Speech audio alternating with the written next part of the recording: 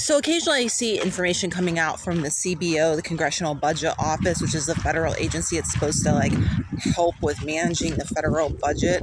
Well, the reality is every time I look crooked, they are constantly coming up with new measures to save money by basically sticking it to the military community once again.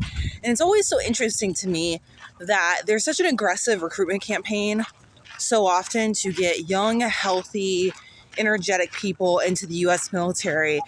But then there's no real concern about their long-term health, well-being, or anything else for that matter. And very quick to just dump on them and their families and dispose of them like garbage once their useful life, as is perceived by our federal government, has been expended.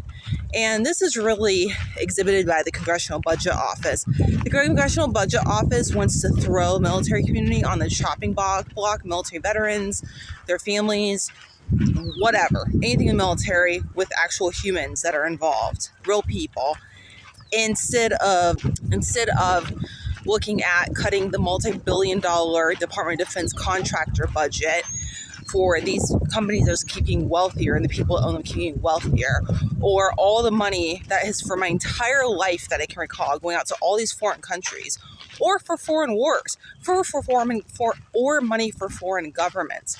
I mean, it's never a consideration of, hey, maybe we should stop wasting the taxpayer money on that stuff that we can't afford and actually take care of actual Americans. How about that?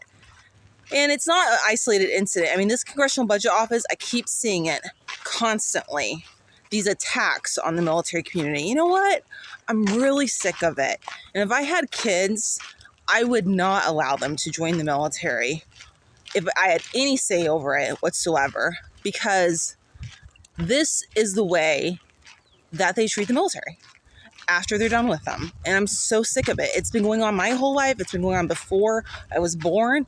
And it's just going to keep going on at the rate it's going. And, fortunately, efforts have been made to prevent the Congressional Budget Office from moving forward with these cuts that would impact military service members, veterans, and their families. Fortunately, however, the fact that there's this constant attack on military families by the Congressional Budget Office shows me there's something wrong with the Congressional Budget Office.